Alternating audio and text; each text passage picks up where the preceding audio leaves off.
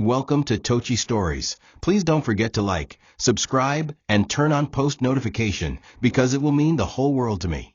Now let's get right into the story. Brace yourself. The sun was just rising over the dusty rooftops of Ajagunal when Adora began her morning routine. Her bare feet padded across the cracked cement floor of the kitchen as she lit the small kerosene stove and began preparing yam porridge for the family. Her eyes were heavy from lack of sleep, not because she was lazy, but because she had cried herself to sleep again. The whispers from the night before still echoed in her head. You brought this upon yourself. You came here with nothing, and nothing you shall return to. The voice belonged to Mama Uche, her mother-in-law, a woman who had never once treated her like family. Even after 3 years of marriage, Adora still felt like a stranger in the house she called home. She tried harder every day, waking before sunrise, cooking, cleaning, praying, but it never seemed enough. Her husband, Uchenna, once kind and loving during their courtship, now avoided eye contact like she was a disease. He had become distant, cold, and impatient, as if her mere presence irritated him. And yet, despite the emotional wounds, Adora kept trying to be the perfect wife, hoping that one day he would look at her like he used to, with pride, not pity. From the moment she married Uchenna, Adora had been walking on eggshells. His sister Ngozi made it her life's mission to remind her of her place. "You're not one of us," she'd sneer, tossing Adora's clothes off the washing line or stealing her makeup only to call it cheap. Whenever relatives came to visit, Adora was treated like a house help, serving food, clearing plates, even washing undergarments, while Ngozi sat cross-legged, scrolling through her phone like royalty. Uchenna never defended her. In fact, he joined them in laughter whenever she stumbled or broke into tears. Mama Uche constantly called family meetings to complain about Adora's empty womb, claiming she brought shame to their bloodline. One Sunday afternoon, she even dragged Adora outside and screamed, "This woman is a curse, a childless tree. I warned my son, but he refused to listen." Neighbors peeked from their windows. Some shook their heads in pity, while others chuckled and whispered. Humiliation became Adora's daily bread. There were nights she would lock herself in the bathroom, stuff a rag into her mouth and scream into her hands, praying for God to either give her a child or take her life. Her only escape was the few hours she spent in the local church, cleaning pews and weeping silently before the altar, begging for strength to survive one more day. But strength has its limits.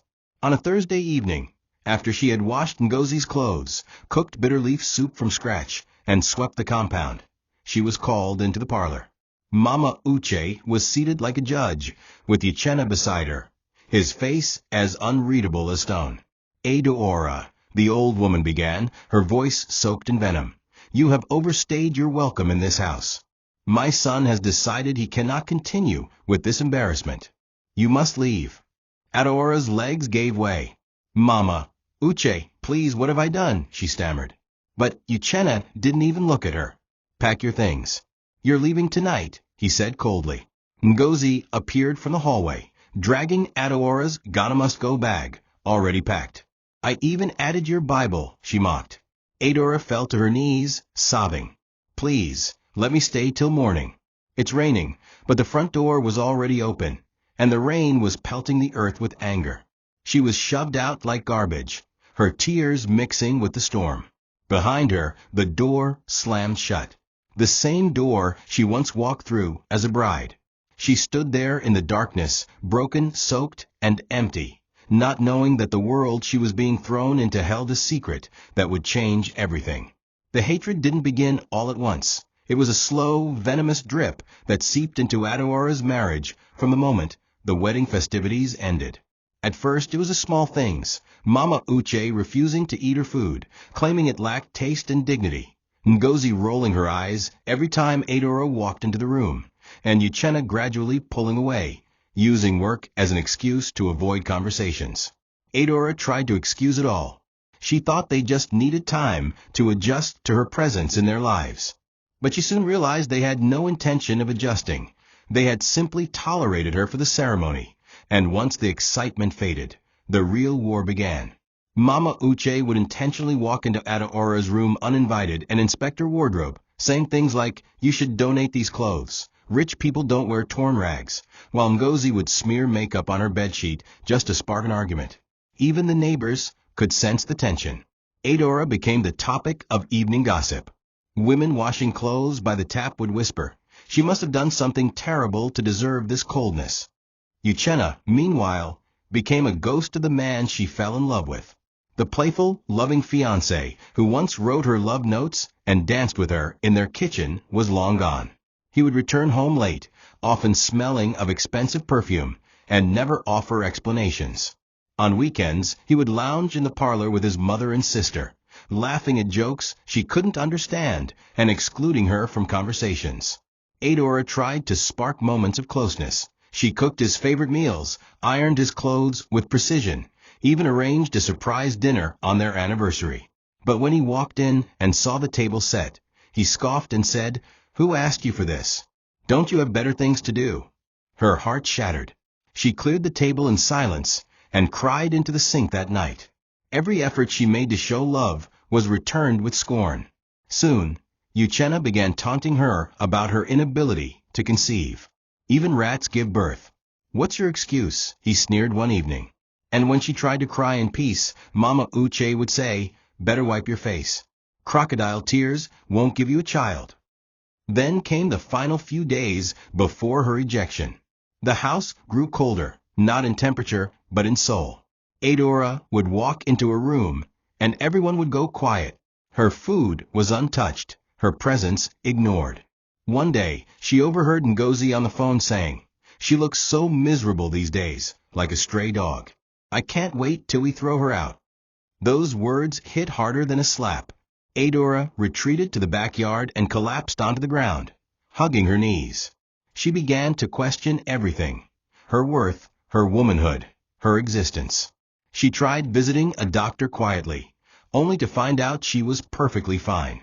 The problem wasn't hers, but she dared not share the results with Uchenna. It would only add fuel to their contempt. With each passing hour, the house became less like a home and more like a battlefield she was slowly losing. By the time they finally told her to leave, it was not just expected, it was a relief. But relief didn't lessen the pain. Being kicked out didn't feel like freedom, it felt like death. The rain that night was relentless, as if the heavens were mourning alongside her. As Adora stood at the gate with her soap bag beside her, she looked back at the house that once symbolized her dreams. Everything she had prayed for, fasted for, and endured humiliation to protect had crumbled in a single evening. The street was unusually quiet, with just the sound of distant thunder and a few dim lights flickering through louvered windows. She stood under the gate lamp, hoping someone, anyone, would speak on her behalf. But even the compound neighbors pretended not to notice. Only the woman from Flat 2B, an older widow named Mama Nkechi, opened her curtain briefly and then shut it again, whispering, "God help her." Adora couldn't even blame them. Nobody wanted to get involved with Mama Uche's family drama. No one ever did. That was how the family maintained power, through fear, pride, and intimidation. Eventually, a passing Kiki driver slowed down and offered shelter in his tricycle. "Madam, make I carry you go junction? This rain no be small," he said. Without thinking, she nodded and entered, her shivers more from heartbreak than from the cold. The Kiki dropped her off at a nearby filling station, where she found shelter under the extended roof of a closed supermarket. The station was half lit by a flickering fluorescent tube, and the concrete floor was damp and cold. She curled into herself, hugging her bag tightly like it was the only thing that hadn't betrayed her. As she sat there in silence, her mind wandered to her late mother. "Mama, why did you leave me in this world alone?" she whispered. The memories of her mother's gentle touch and soft voice came rushing back, piercing her soul like knives. She remembered how her mother used to sing her to sleep and say, "Adora, always be kind, even when the world is cruel." Now, kindness felt like a curse. All it had brought her was suffering. Her stomach growled. She hadn't eaten all day, and now the pain of hunger was joining the agony in her heart. She buried her head into her thighs and cried, not loudly, but with a deep, trembling sorrow that came from the soul. By morning, her dress was damp, her eyes swollen, and her heart numb. She walked aimlessly until she found a small phone booth and dialed the only number she could think of, her late mother's cousin in the village. The woman, Auntie Kemi, picked up and after hearing her trembling voice, told her to come home immediately. "Come, my child. Come and rest," she said. Adora boarded a bus with the last N1, 200 she had in her purse, and headed toward the village. She sat in the back, ignoring the glances from other passengers who probably thought she was mad from the way she looked. Hair uncombed, dress torn at the seam, feet bare. As the bus bumped along the dusty roads toward Nsukka, she stared blankly out the window, her body present but her mind far away. She had lost everything: her husband, her home, her dignity. What she didn't know, however, was that something was waiting for her in that village. Something that would awaken a version of herself even she didn't know existed. Auntie Kemi's compound was quiet when Adora arrived. The elderly woman gasped when she saw the state her niece was in, skin pale, lips dry, and spirit broken. She ushered Adora into the small living room and wrapped her in warm clothes. She fed her yam porridge and held her hand like a mother would. It was the first time in weeks that Adora felt safe. As they sat in silence, Auntie Kemi spoke gently. "Your mother told me this day might come," she said. Adora looked up, confused. "She kept something for you. Something you must now see." They went into a tiny back room, musty, filled with her mother's old belongings. From a wooden trunk wrapped in nylon, Auntie Kemi pulled out a sealed envelope, a dusty red file, and a faded photo of a man Adora didn't recognize. "This is your father," she said softly. "Not the man who raised you in ABA. Your real father." Adora blinked, her heart racing. The letter was handwritten by her late mother. In it, she explained everything. That Adora was the daughter of Chief Festus Maduka, a powerful loyal tycoon who had once loved her, but whose family rejected her due to tribal differences. Adora's hands trembled as she flipped through the documents. Deeds, birth certificates, a copy of Chief Festus's will. "He searched for you until his death last month," Auntie Kemi added. "He never stopped loving your mother, but his family kept the truth buried." Suddenly, Adora's world tilted. Her entire life had been built on lies, poverty, struggle, rejection. Yet the truth had been hidden right under her nose. She had lived like a servant while being the daughter of a man whose name could open doors across nations. Tears rolled down her cheeks, not just for the injustice, but for the years wasted in silence and shame. Auntie Kemi gave her a contact number written in the will, that of Chief Festus's lawyer. She urged her to call. Adora hesitated. What if it was a trap? But something deep within her stirred. The woman who had sobbed outside a gate in Lagos wasn't dead. She was awakening. She was not a beggar. She was not barren. She was not weak. She was blood of royalty, cast aside, yes, but ready to rise. The next morning, she boarded another bus, this time to Port Harcourt, with her documents tightly wrapped in nylon and hidden in her handbag. She didn't speak to anyone on the trip. She had only one goal now: find the truth, confirm her identity, and claim what was rightfully hers. She wore a simple black gown and wrapped her hair in a scarf. She looked like a grieving widow, but inside her a quiet storm was forming. This wasn't just about money anymore. This was about dignity, about vengeance, about rewriting her name. She didn't want anyone to know yet. Not Uchenna, not Mama Uche, not even the world. First, she would confirm the truth. Then one day she would return, not to explain or argue, but to make them kneel. The office building in Port Harcourt stood tall and imposing, with tinted glass panels that reflected Adora's anxious face as she stood at the entrance. Dressed in borrowed clothes and worn-out shoes, she looked out of place in the marble-floored reception. But inside her bag, wrapped in a plastic file, were documents that could change everything. She gave her name to the receptionist and asked to see Barrister Daniel Okon, the lawyer of the late Chief Festus Maduka. The receptionist gave her a skeptical glance, but picked up the phone anyway. Moments later, she was ushered into a finely furnished office where Barrister Daniel, a graying man in his 60s with a commanding voice, asked her to sit. "How may I help you?" he asked. Adora placed the documents on his table, without saying a word. As he scanned through them, his eyes widened. He looked from the papers to her face, then back at the photo of her late mother attached to the letter. "My God," he whispered. "You're Adora, Chief Festus's daughter." A long silence followed. Adora held back tears, her hands trembling slightly. "Yes, sir. I didn't know until a few days ago," she finally replied. The lawyer wasted no time. He pulled open a drawer and retrieved a thick legal file, labeled in bold letters, "Chief Festus Meduca, Final Will and Testament." He explained that the late chief had spent years searching for the daughter he never got to raise. Though married to another woman, he had always expressed regret about how things ended with Adora's mother.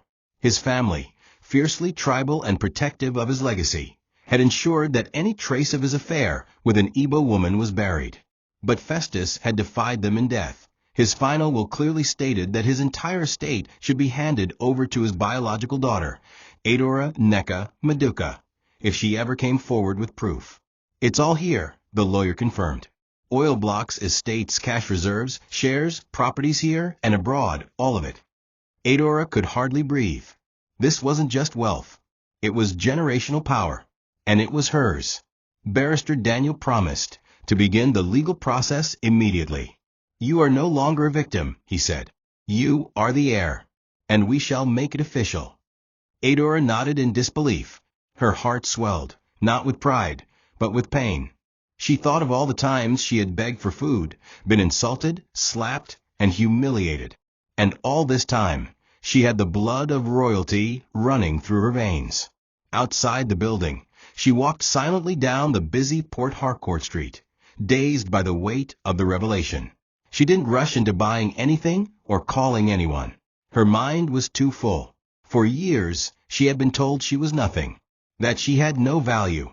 Now, she was being told she was worth billions. It was too much to process at once. She checked into a modest hotel and stayed there for 3 days, speaking only to the lawyer, signing papers, verifying accounts, and authorizing transitions. She had access to money now, enough to buy houses, cars, or even disappear into another country. But her soul was focused on something else, clarity. She sat by the window at night, watching cars pass as she thought about her next move. She didn't want revenge with guns or bloodshed. She didn't even want to scream at Uchenna or his mother. What she wanted was justice, the kind that comes from silence, elevation, and undeniable transformation. She wanted to let her life speak. And when it was time, she would make sure they heard her, without saying a word. Adora disappeared from the world for the next 6 months. Not in the literal sense, but emotionally and socially. She changed her number, deleted her old social media accounts, and quietly relocated to a private, upscale apartment in Asokoro, Abuja. She updated her wardrobe, hired a private driver, and began taking classes in financial literacy and corporate management under a pseudonym. With the guidance of Barrister Daniel, she gained control over several businesses her father had left behind, ranging from oil supply logistics to a small airline. It was overwhelming at first. She had never sat behind a desk that wasn't plastic, nor given instructions that people actually followed. But with each passing day, her confidence grew. She found strength in her solitude. No one knew her past. No one mocked her. No one called her barren or useless. She was simply Miss Nneka now, a respected silent partner in board meetings and a woman of means. Her pain was still there, sleeping under her ribs, but she had learned how to manage it, how to carry it like a crown. She didn't need to be loud. Her wealth and grace did the talking. Meanwhile, Uchenna's life was crumbling. After Adora left, he married Amaka, a loud and flashy girl from Wari who cared more about selfies than substance. The wedding was small and rushed. Within weeks, she moved into the same house Adora had been kicked out from. But things didn't stay rosy. Uchenna lost his job due to a fraud scandal that exposed his partner's illegal dealings. The company folded, and his bank accounts were frozen pending investigations. Amaka, who thought she had married into luxury, began to complain bitterly. "I didn't come here to suffer, oh," she would scream.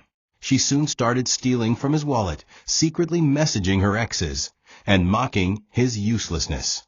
Mama Uche, who once danced when Adora was chased away, began to blame Amaka for every misfortune. Fights became frequent. The house, once vibrant with laughter, mostly at Adora's expense, now echoed with shouting matches, curses, and regret. Ngozi had also been fired from her office job for misconduct, and now hawked fairly used clothes at Tejuosho Market. One evening, after another fight broke out between Amaka and Uchenna, Mama Uche sat alone in her room, whispering to herself, "That Adora girl, we didn't know what we had." Back in Abuja, Adora stood at the balcony of her penthouse, staring into the horizon with a calm expression. She had kept tabs on them, every single one of them. Not for revenge, but for record.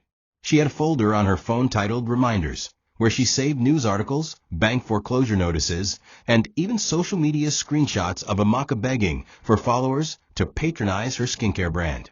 She never liked drama, but she had learned to stay informed. The Adora, who once sobbed in the rain, now walked through marble corridors in heels. She didn't need anyone's validation anymore. But the time was coming, the time to face them, to let them see what they lost. Not through noise, not with shouting, but through presence. Quiet, calm, undeniable presence. And when that moment came, she would walk into it with her head high, her past buried beneath her stilettos, and a smile that said, "You threw me away, and now I'm everything you prayed for."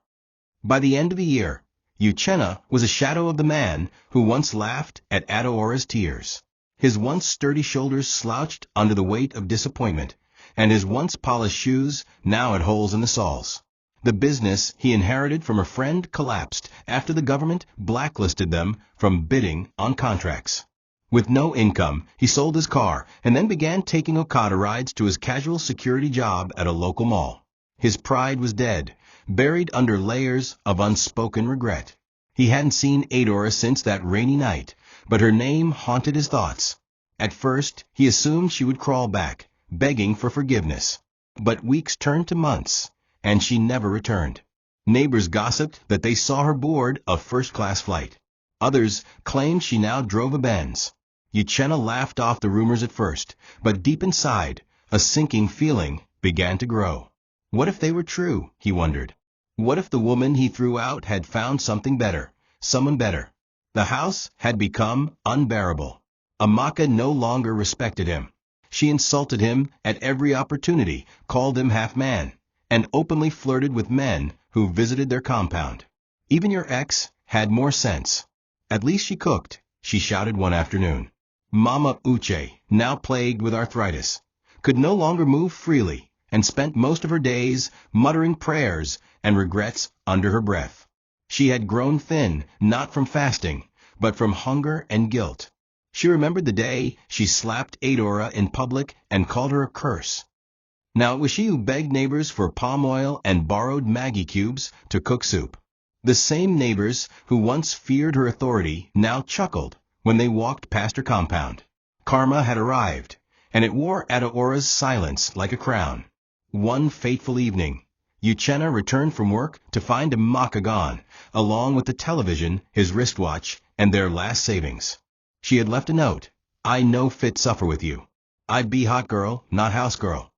That night, he sat on the floor of the empty parlor, staring at the flickering bulb and drinking stale Gary.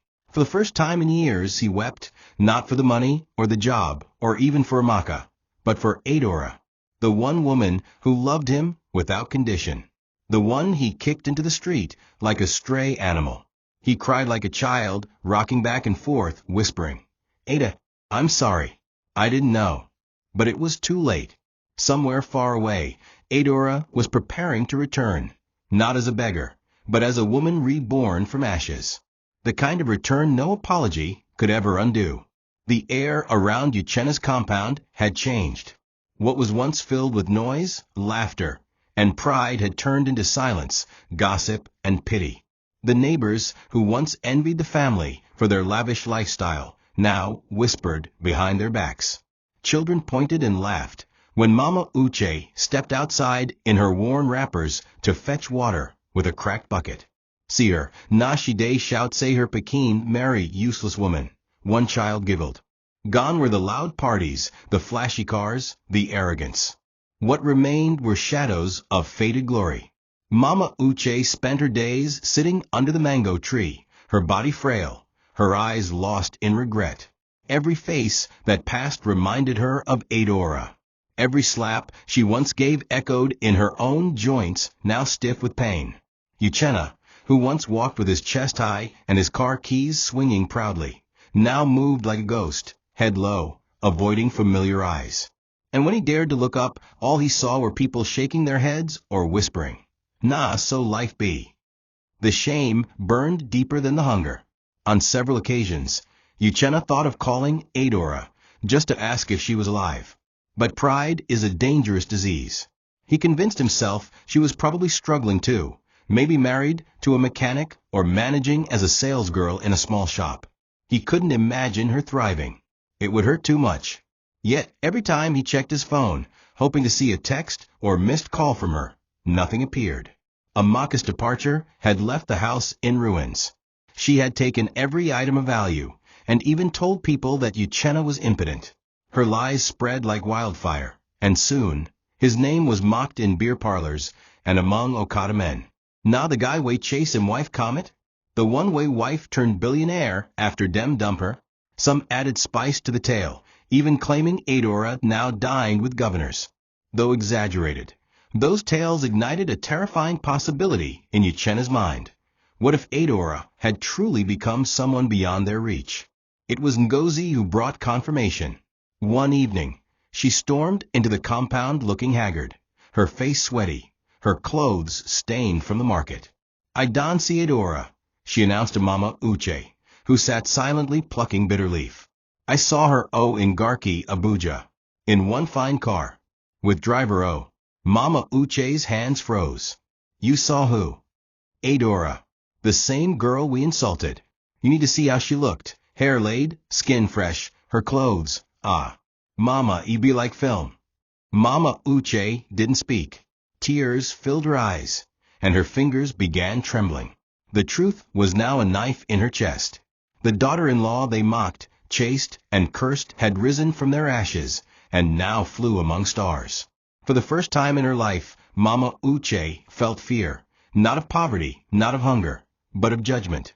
She whispered to herself that night, "We threw her into fire, and she came out gold."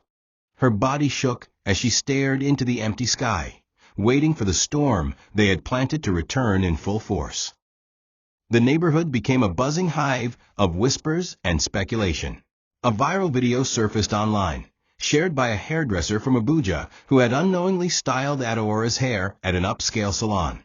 In the video, Adora could be seen walking gracefully into a black SUV, dressed in a sleek native attire, her heels clicking confidently on the pavement. "Who's that?" the hairdresser asked in the background. "That's Adora Maduka, the oil heiress," another replied. And just like that, the video made its way from Abuja to the streets of Lagos, from group chats to market stalls, until it eventually reached the compound where Adora had once been mocked. Even children ran around singing, "Adora Don Hammer, Adora Don Blow." Uchenna watched the video in horror. The woman on his phone screen looked nothing like the one he had tossed into the rain.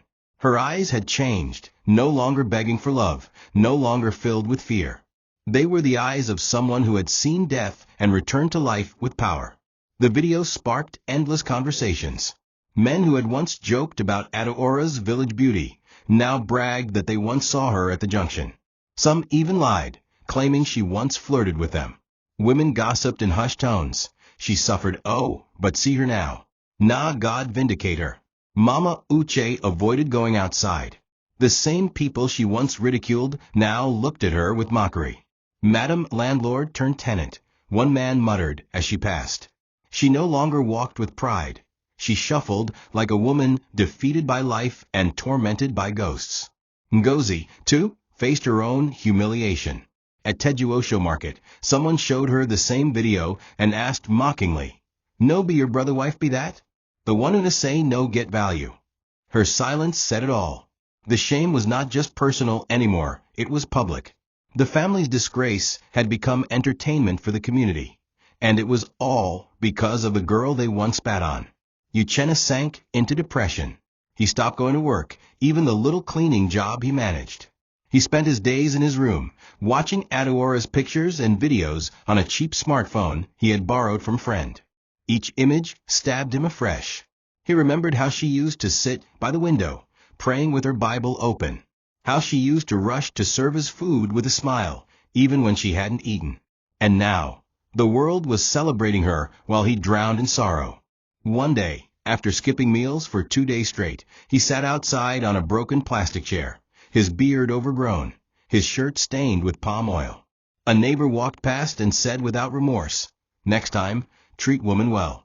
You don't know who she go turn tomorrow." Uchenna didn't respond. He simply looked at the sunset and whispered Adeora's name, like a man clinging to the last thing he ever lost that had value. Adeora stood by the window of her Lekki apartment, watching the city come alive beneath her. It had been a long journey, from sleeping under a filling station roof to owning properties across Lagos, Port Harcourt, and Abuja. But she never allowed the wealth to intoxicate her. Instead, it sobered her, kept her quiet, deliberate, strategic. She bought her first real estate property under a shell company and ensured that none of her assets bore her full name. Her lawyers, accountants, and financial planners worked behind closed doors to build a vast but silent empire. No foundation, no philanthropy, no media interviews. She wasn't looking for applause. Her life was her revenge. Her silence was her weapon. But despite all she had acquired, cars, jewelry, luxury homes, what she valued most was peace. Peace of mind, peace in sleep, peace in her reflection. And now she had it. She decided to inspect one of her rental properties in Surulere, a modest block of flats recently purchased from a struggling landlord. As her car pulled into the compound, her assistant explained that some of the tenants were refusing to pay rent, and that a few had overdue notices. Adeora stepped out of the car, dressed simply in jeans and a white blouse, sunglasses shielding her eyes. As she approached the entrance of the building, a familiar voice called out, You look like that girl, Adeora." It was Mama Uche, skinny, pale, sitting on a wooden stool with a basket of vegetables by her feet. She squinted and stood up, unsure whether her eyes were deceiving her. Adeora stopped.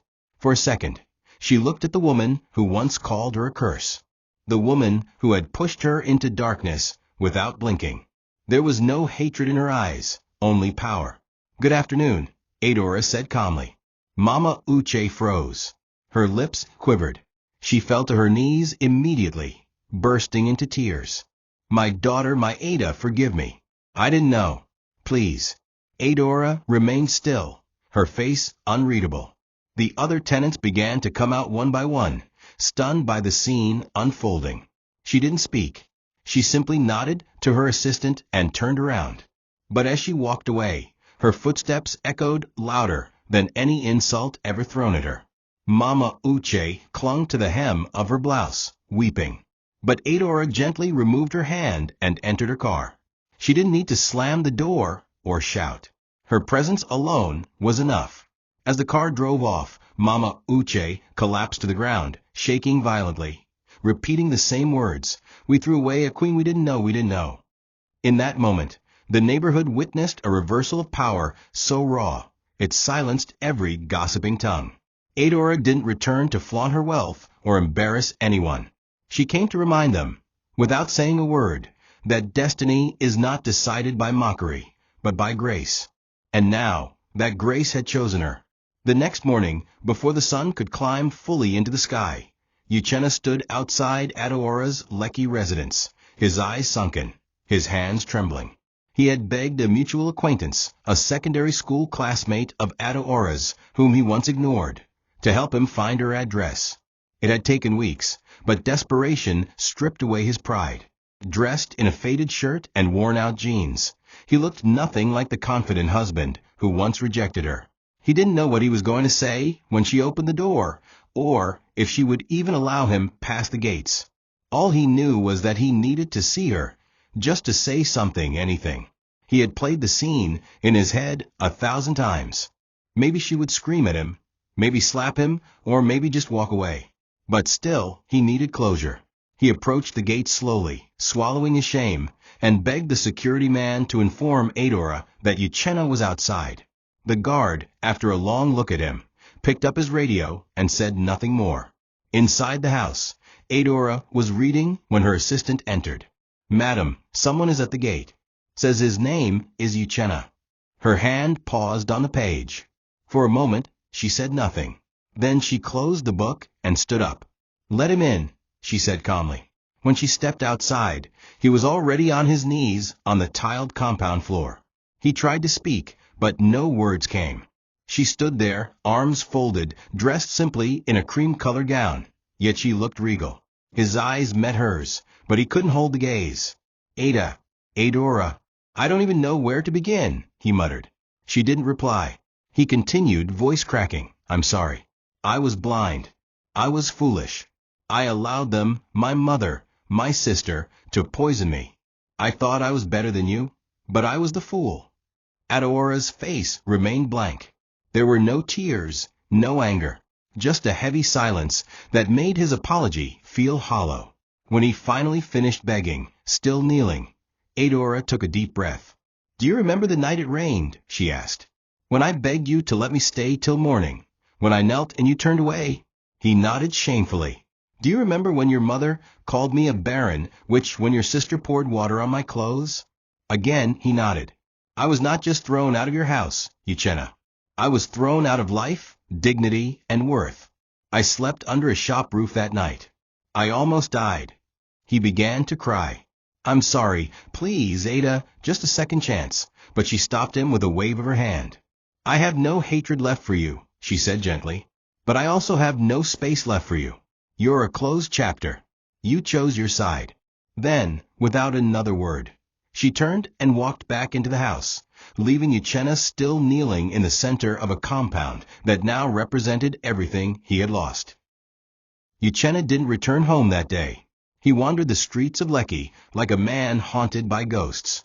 Every sight reminded him of Adora's transformation. The same woman he had once accused of being ordinary was now a symbol of grace and elevation. He sat by a roadside kiosk and stared at passing cars, barely noticing the beggar children tugging at his shirt for coins.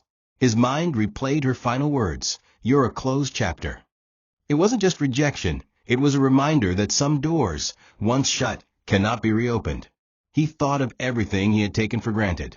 The nights Adora stayed up to make sure his food was warm, the times she knelt to pray for his success, the afternoons she massaged his feet when he came home tired. All gone. His tears were not just for regret, they were for the weight of what he would never have again. He began to understand that true loss wasn't when someone left you. It was when they outgrew the version of you that couldn't see their worth. When he finally made his way back to the family compound in Surulere, Mama Uche was sitting in the dark, her legs wrapped in a wrapper, her eyes distant. "Did you see her?" she asked softly. "I did," he replied. "And?" He sank to the floor beside her. "She's gone, Mama. Not physically, but from our world. We can't reach her anymore." For the first time, Mama Uche wept like a child. The matriarch who once ruled the house with an iron tongue now sobbed into her palms. "I chased her away. I mocked her. I told her she would never be anything. Now look at us cursed." Her voice cracked under the weight of remorse. "If I could turn back time, I would wash her feet every day." But it was too late. Adora had left not just their home, but their lives. She had risen so far above them that all they could do now was watch from below, consumed by regret. The days that followed were quiet. Even the compound seemed to mourn. Uchenna stopped speaking altogether. He became a recluse, only venturing out for small chores. Neighbors avoided him, not out of hatred, but discomfort. They had watched his fall in real time and didn't know what to say. Every wall in his home whispered memories of Adora. The scent of her hair oil that once lingered in the air, the marks she made on the kitchen wall to track food inventory, the faint scribbles of her prayers in the Bible he now found under the bed. He clutched it like a lifeline, whispering apologies to the silence. But apologies, no matter how sincere, don't always come with forgiveness. And in Adeora's case, she had already given him the greatest act of mercy. She had left him to his own conscience. That, he would soon realize, was the most brutal form of vengeance. Weeks later, a prestigious event was held at a luxury hotel in Victoria Island, a private gathering for high-net-worth individuals across Africa. Adora had been invited as a special guest by one of her late father's longtime associates, a business mogul who was impressed by how she had grown her late father's holdings. She didn't intend to speak, but after several guests requested to hear her story, she finally agreed to say a few words. She walked up to the podium, elegant in a navy blue gown, no jewelry but a wristwatch, her face glowing with grace. Cameras clicked. Eyes followed her. Some recognized her as the girl from the viral video. Others, stunned, whispered, "That's Adora Maduka, the one whose husband chased her out." She adjusted the microphone and smiled softly. "I wasn't always this woman you see today," she began. "There was a time I was seen as nothing. Not by strangers, but by those who promised to love me." The room fell silent. No one moved. "I was mocked for not having a child, laughed at because I didn't come from wealth. I was thrown out into the rain by people who believed I had no value." Her voice didn't tremble. She spoke with the calmness of someone who had lived through fire and come out refined. But pain is not a death sentence. Sometimes it's the beginning of rebirth. "I found my strength not in revenge, but in resilience. I didn't need to prove anything to anyone. I just needed to become who I was created to be." She paused, her eyes briefly misty. To every woman who has been discarded, overlooked, or told she is not enough, remember, diamonds are found deep beneath dirt. You are not what they said you are. You are more. The audience stood in thunderous applause. Not because of her wealth, but because of her story, her dignity, her truth. Somewhere at the back of the event hall, seated anonymously with a borrowed ticket, Uchenna wiped his tears. He had snuck in, unable to stay away. Watching her now, standing tall, celebrated, free, he realized this was the final chapter. There was nothing left to say. She had told the world everything without mentioning names. And yet everyone knew. She had not exposed them out of bitterness. She had told her story with elegance, allowing the truth to defend itself. As he sat in the corner, clapping slowly with trembling hands, he whispered, "You won." But Adora didn't look his way. She had spoken, she had healed, and she had moved on. And for Uchenna, that silence was louder than any scream he had ever heard. For the first time in years, Adora began to allow herself to feel something she had buried deep: companionship. It started with little things: a gentleman opening the door for her at an executive meeting, a warm smile from the man seated beside her on a Lagos, Abuja flight. But it wasn't until she met Chijioke, a reserved, soft-spoken legal consultant assigned to oversee the final consolidation of her real estate titles, that something shifted. He was nothing like Uchenna. Where Uchenna barked orders, Chijioke asked questions. Where Uchenna sought validation, Chijioke listened with patience. They met often under professional circumstances, yet there was a calm between them that didn't need many words. Adora didn't rush. She had learned never to trust quickly, but she noticed how her heartbeat slowed in his presence, not out of fear, but peace. He never asked her about her past, never probed about the viral stories or the whispers that followed her. Instead, he treated her as though her scars were not shameful, but sacred. One evening, after a brief contract signing at her Lekki apartment, he lingered longer than usual. They sat on the balcony, the city lights twinkling below them, and Adora asked softly, "Why are you always so quiet around me?" He looked at her with kind eyes and replied, "Because sometimes silence says more than words. I don't want to talk over your strength. I want to sit beside it." That night, something cracked open in her, something she didn't even know was still frozen. A tear slid down her cheek, not from pain, but from relief. It had taken so long to feel seen without being pitted. Adora didn't call it love, not yet. But it was the first time in years that she let herself hope that love was still possible. Not the kind that drowns you or belittles you, but the kind that helps you breathe. And even though the past still whispered in the corners of her mind, she finally began to believe it no longer defined her future. Though she didn't share the details with anyone, not even her assistant, her demeanor changed. Her smile became softer, her movements more relaxed. She still ran her empire with the same precision, but now her steps carried something new: contentment. She even began to decline certain invitations, choosing instead to take long evening walks or cook simple meals for herself. Things she had once done to please others, now done in peace for herself. And with Chijioke's quiet presence appearing more frequently, she finally understood something.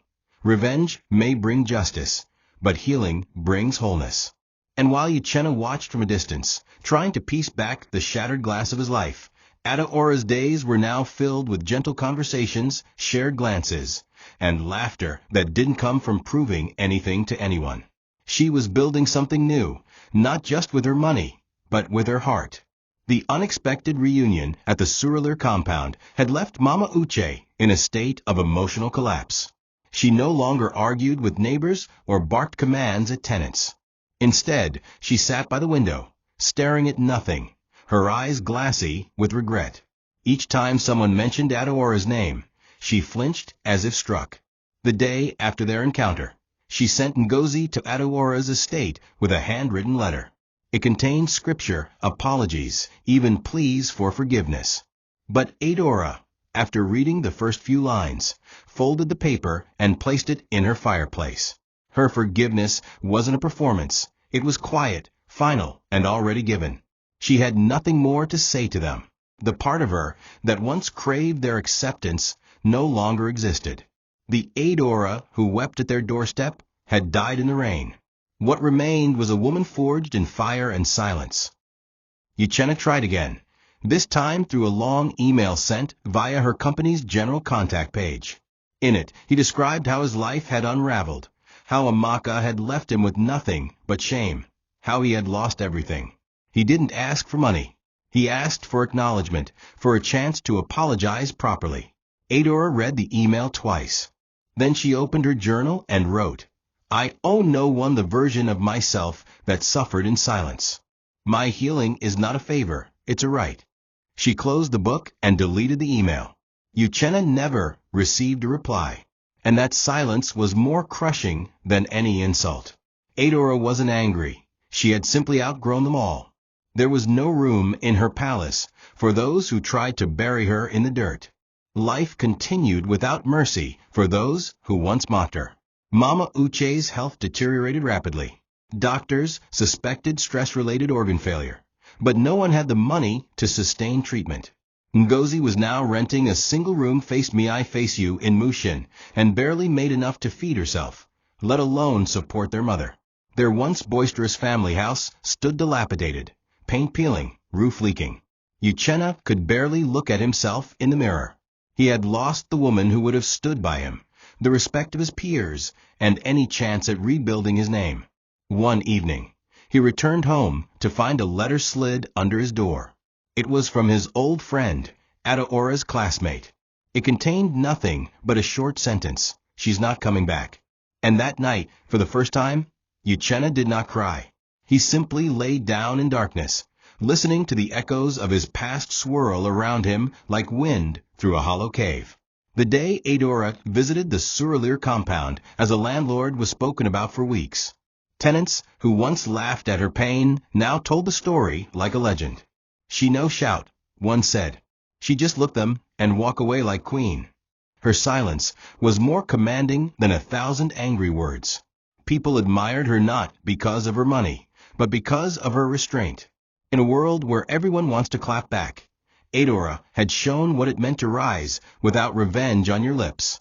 And yet, for those who wronged her, that dignity was more punishing than any insult could have been. Uchenna, now officially jobless and sick from untreated infections, watched the world move on without him. He had become invisible. Even Mom Nkechi, the only neighbor who once offered him a smile, now avoided eye contact. In his prime, he rejected a woman of value. In his downfall, he realized she was the only one who ever saw him for more than his wallet. In her Lekki residence, Adora sat on her balcony, sipping tea and watching the waves crash gently in the distance. Chijioke joined her, carrying 2 books, one for her, one for him. They didn't talk much, and they didn't need to.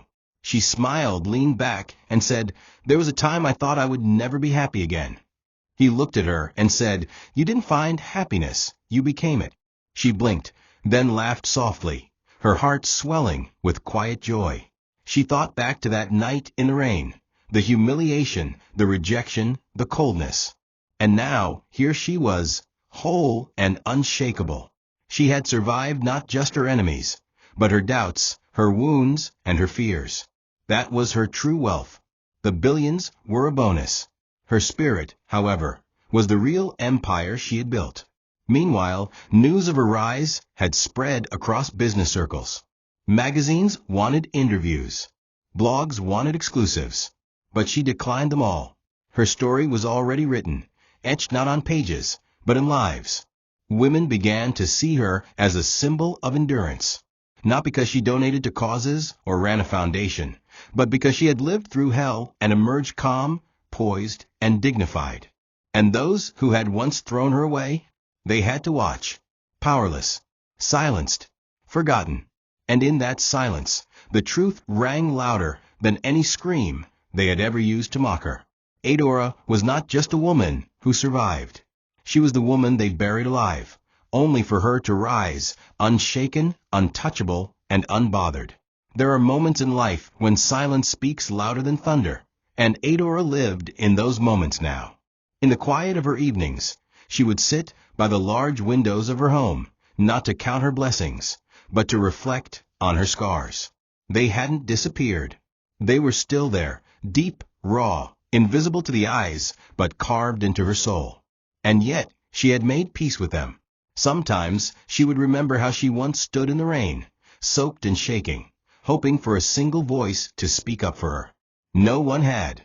Not Uchenna, not his mother, not even his neighbors. But here she was now, not just standing, but soaring. Her reflection in the glass wasn't just a picture of success. It was a mirror of strength, of survival, of dignity reclaimed. She didn't need revenge. What they lost was louder than anything she could ever take back.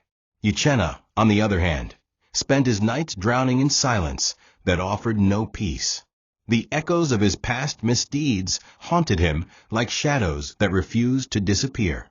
Each corner of his room whispered memories.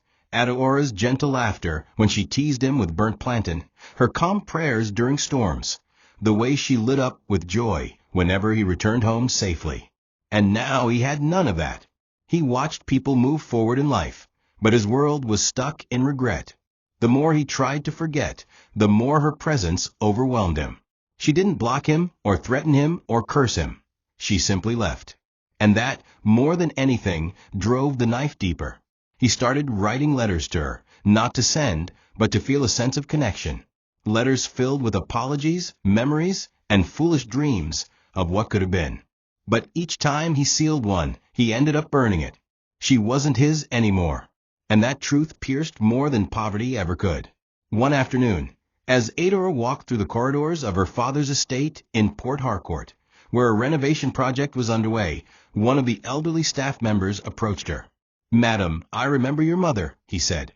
"She used to come here in secret just to see the gates. She always said one day her daughter would walk in boldly. And you did." Adora felt tears sting her eyes. She had spent so much time surviving that she hadn't stopped to honor her roots. That night, she visited her mother's grave, located behind a small Anglican church in Sukka. She stood there, quiet, and knelt on the dry earth.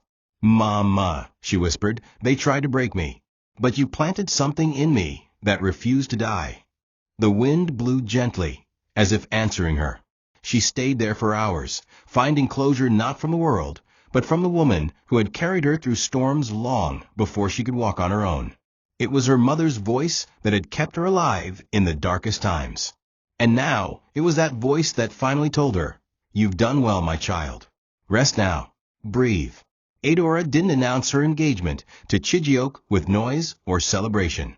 She didn't post pictures or share the news in newspapers. She didn't need the world to clap for her this time. Their love had grown slowly, steadily, like a seed planted in rich, quiet soil. When he asked her to marry him, it wasn't in front of a crowd or at a fancy dinner. It was at her mother's grave, under a gray sky, with sincerity trembling in his voice. "Let me walk beside you, Adora. Not ahead of you, not behind you, but beside you. Always." And she had said yes. Not because she needed saving, not because she wanted validation, but because, for the first time, she wanted to share her peace, not her pain, with someone worthy. They agreed to keep the wedding small, private. Just a few witnesses, no press, no extravagance. She had lived through a public downfall and didn't want a public victory. This was personal, sacred. News still leaked. That was inevitable.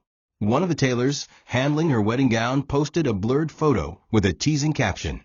And soon, blogs speculated wildly. Billionaire Adora set to wed mystery man. Headlines ran with guesses and old photos, but she remained silent. Uchenna, who stumbled upon the gossip during a visit to a cybercafe, felt his chest tighten. This wasn't a rumor, it was real. She was moving on. Not only moving on, but doing it gracefully. He imagined her in white, smiling at another man, building a life he had once thrown away. He went home and sat in silence. Not even tears came. Just a heavy, dull ache that sat in his chest like a rock. It was too late for apologies. Too late for explanations. What hurt the most was knowing she wouldn't even think of him on her big day. He had become irrelevant in the very story he once dominated. Adora's wedding day was a quiet dream, held at a serene coastal villa. The ceremony was intimate and free of noise.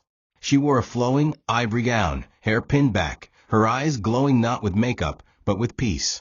Chijioke stood by her like a rock, unwavering, steady, kind.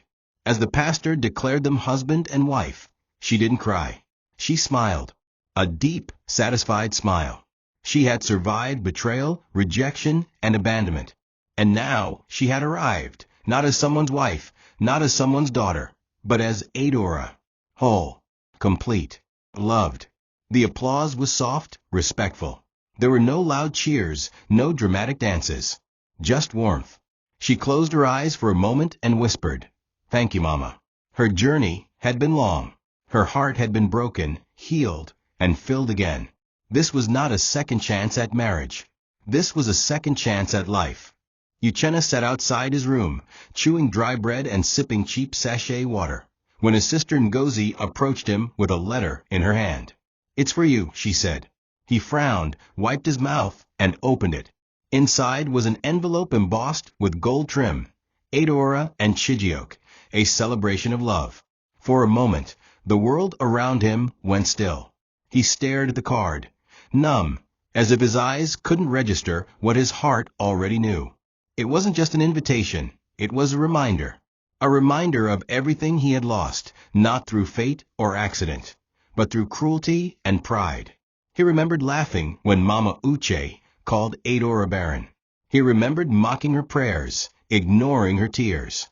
And now she was getting married again, this time to someone who saw what he refused to see. His hands shook. He couldn't breathe. He didn't attend the wedding. He couldn't. Even if he had wanted to, he had no clothes worthy of such an event. He sat at home that day, staring at the ceiling, imagining her walking down the aisle. He imagined her hand in another's. He imagined the kiss, the applause, the future she was building that no longer had space for him. Mama Uche, sick in bed, asked if he would go. He shook his head. "She deserves peace," he whispered. "And I don't deserve to witness it." For the first time, Mama Uche said something that caught him off guard. "You were the worst of all of us. She begged you, and you spat on her." Uchenna said nothing. There was nothing to say. The only words left belonged to the wind, and even it had turned its back on him. Meanwhile, Adora's wedding photo quietly broke the internet. Not for its glamour, but for its serenity. A simple picture of her and Chijioke sitting on a bench, smiling at each other, radiated across blogs with the caption, "The woman they threw away found her crown." Comments poured in, "God is not asleep. This is the kind of revenge I want." She didn't fight, but she won. Adora didn't reply to any of it. She simply turned off her phone, rested her head on her husband's shoulder, and watched the sea crash against the rocks. She didn't need validation. She had become everything they said she could never be, and more. Her joy was not in proving anyone wrong, but in finally being free. And as the sun dipped into the horizon, painting the sky with fire, Adora closed her eyes and smiled, not at what she had gained, but at what she had survived. The sound of ocean waves kissing the shore echoed through the quiet villa, a melody of peace, far removed from the chaos Adora once knew. She stood alone that morning, barefoot on the balcony, wrapped in a light robe as the sun rose over the Atlantic, its golden rays touching her skin like a blessing. A warm breeze brushed her cheeks, but it wasn't just the wind that moved her, it was memory. She closed her eyes and whispered, "When they threw me away, they thought I would rot." But she hadn't. She had bloomed. Every insult, every tear, every slap, every night of hunger had watered her roots. What they didn't realize was that they weren't discarding garbage, they were planting a seed. And now, that seed had grown into a tree so tall, its shadow cast over everything they built from hate. In the mirror of life, they had to look back and see her, not begging, not broken, but blessed. The most powerful part? She never had to raise her voice. Her growth had been her thunder. Later that afternoon, she sat in her study, staring at an old photograph she kept tucked inside a drawer, one from her wedding to Uchenna. She looked so young, so full of hope, so unaware of the storm that lay ahead. It hurt to look at, but she didn't throw it away. That picture was her reminder, not of pain, but of how far she had come. Her assistant entered and handed her a list of pending business approvals. She scanned them and smiled. The estate in Surelier had now been fully renovated and renamed Grace Heights. A name not chosen for glamour, but because it symbolized her journey, from disgrace to grace. She had sold off some of her late father's international shares, reinvesting in herself and her peace. She didn't owe the world her wealth, and she didn't owe her enemies forgiveness packaged with acceptance. She had given them what they deserved, distance. She had no bitterness in her heart, just a decision never to walk back into fire pretending it had become water. As dusk approached, she joined Chijioke in the garden where they had planted a small cherry tree weeks earlier. He was watering the base when she walked over and knelt beside him. They didn't speak for a while. They didn't need to. Then, softly, she said, "Do you know what hurts the most?" He looked at her gently.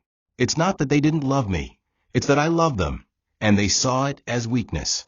He nodded, understanding more in her silence than in her words. She continued, "But I'm thankful. If they hadn't thrown me away, I would never have found myself." She smiled through misty eyes and added, "They threw me away thinking I was trash. But the world picked me up and called me treasure." She leaned her head on his shoulder as night slowly swallowed the sky, and stars began to blink awake. In that moment, Adora felt something she had long prayed for, peace. Not the kind that comes after war, but the kind that comes when you no longer have to explain why you survived. She was no longer the woman they threw away. She was the woman they could never silence. And this time, she was not just living, she was free. Thank you for watching this video. What did you learn from this story? Drop it in the comments. Please make sure you like, comment, and subscribe to my YouTube channel TOCHI Stories for more.